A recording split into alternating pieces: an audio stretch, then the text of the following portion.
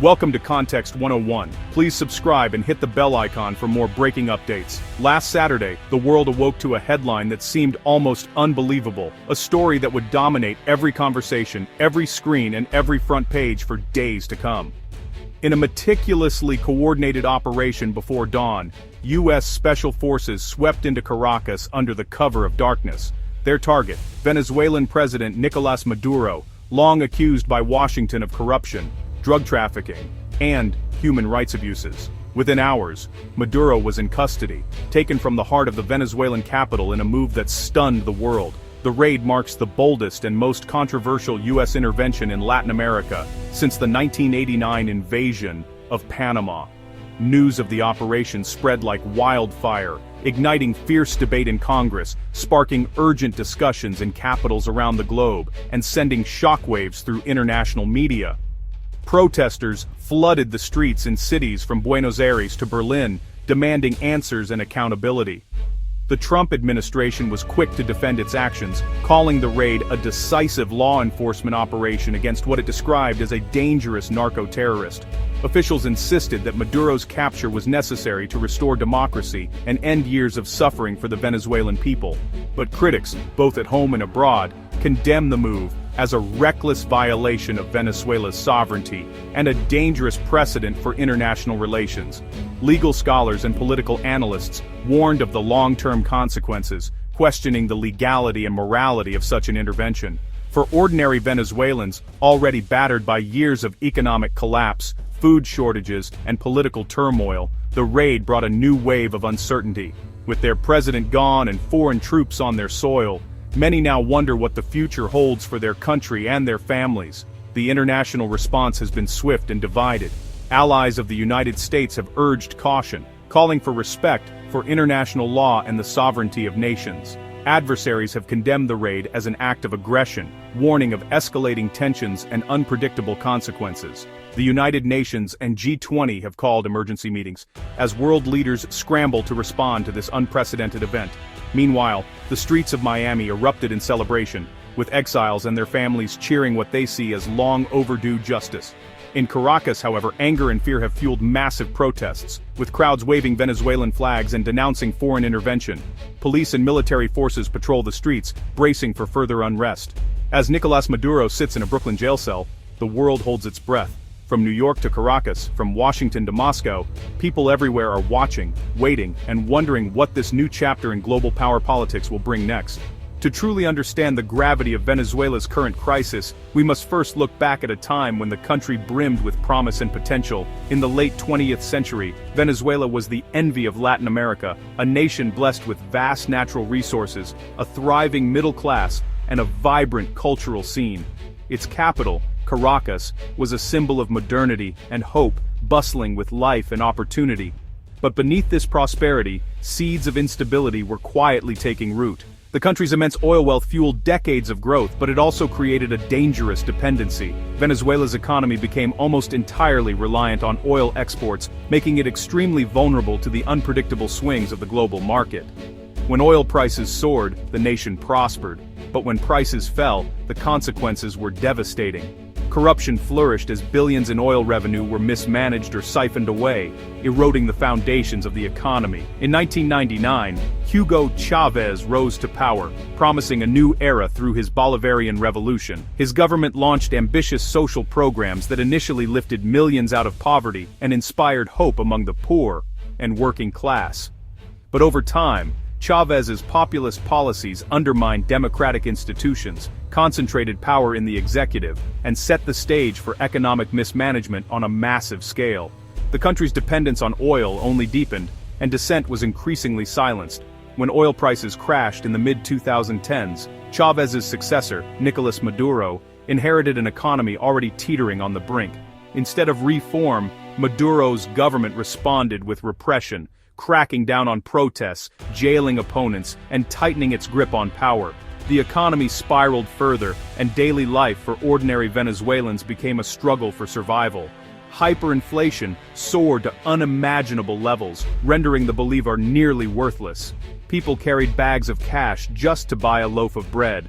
Hospitals ran out of medicine, electricity blackouts became routine, and basic services like water and sanitation collapsed.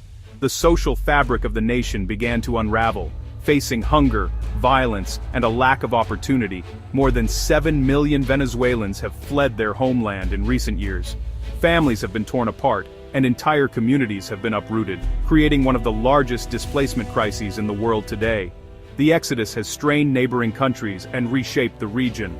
The collapse of Venezuela is a stark warning about the dangers of failed governance, unchecked power, and economic mismanagement.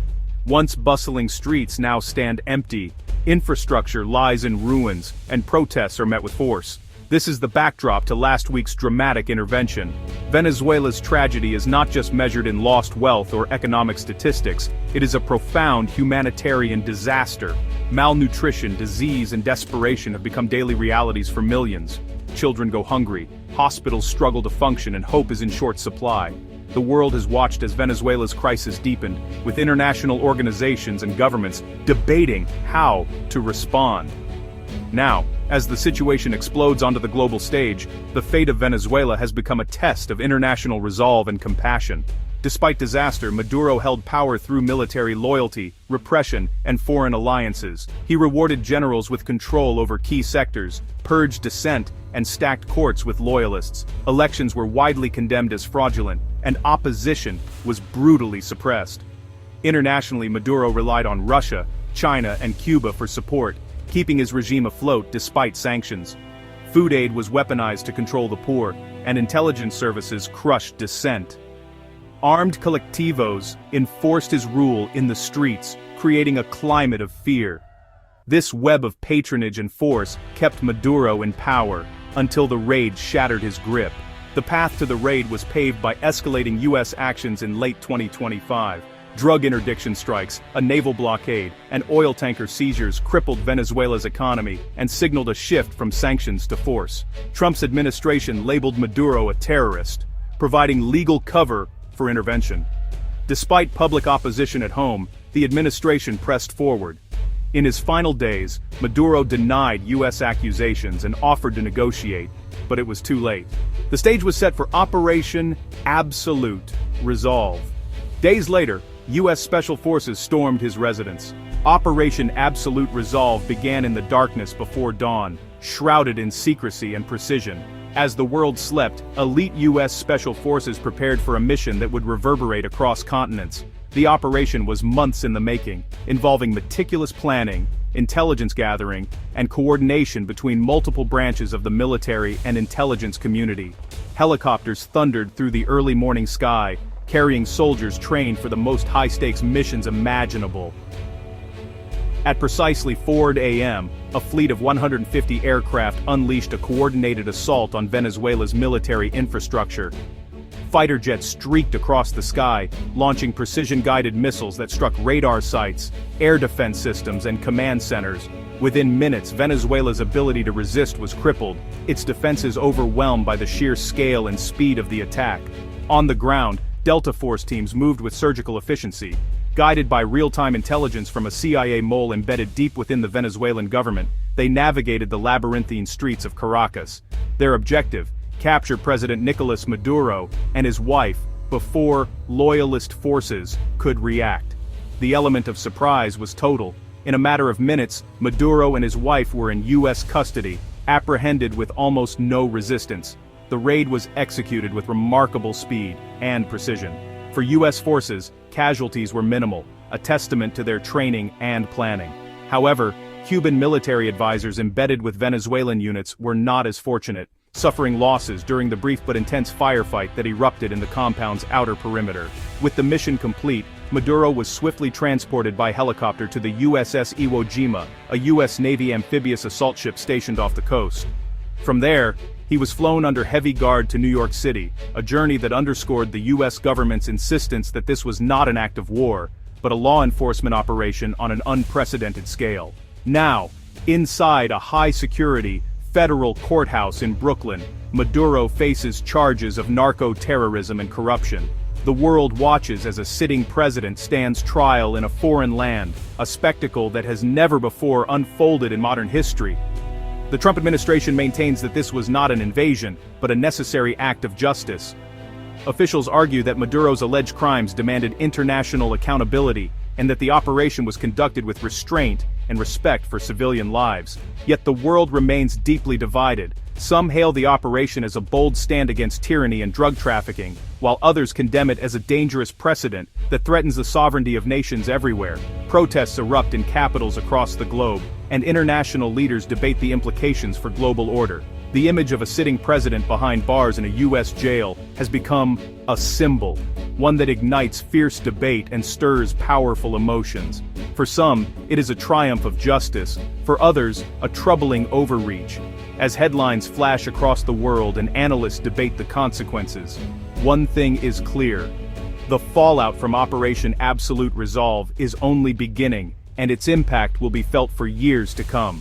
Caracas is tense and divided. Some celebrate, others rage against imperialist invasion. Maduro's loyalists declare a state of emergency and install Vice President Delcy Rodriguez as acting president. Armed groups and military units brace for unrest, while the opposition calls for a peaceful transition and new elections. The military's allegiance remains uncertain, and the fate of detained Americans adds urgency. Trump announces the U.S. will temporarily run Venezuela, promising to revive oil production. Many Venezuelans are torn, hopeful for change, wary of foreign control. "We need change, but not a new master," says one resident.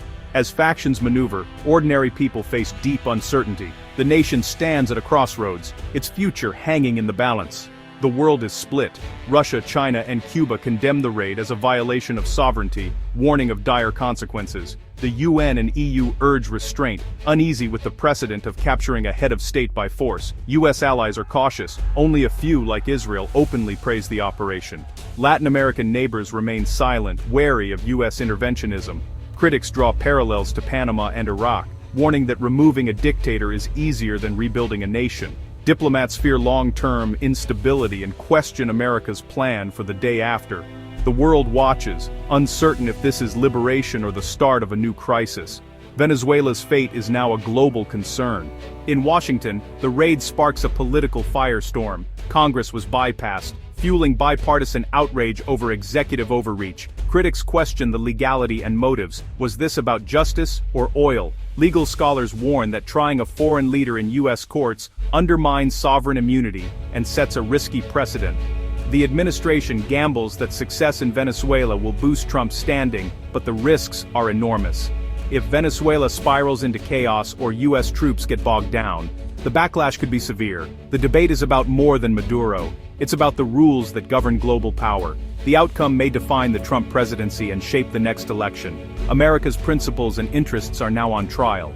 Maduro's capture is a turning point, offering hope but also peril for Venezuela. The country faces daunting challenges: rebuilding, reconciling, and navigating foreign influence. For the U.S., this is a bold gamble that could reshape the hemisphere, or backfire spectacularly.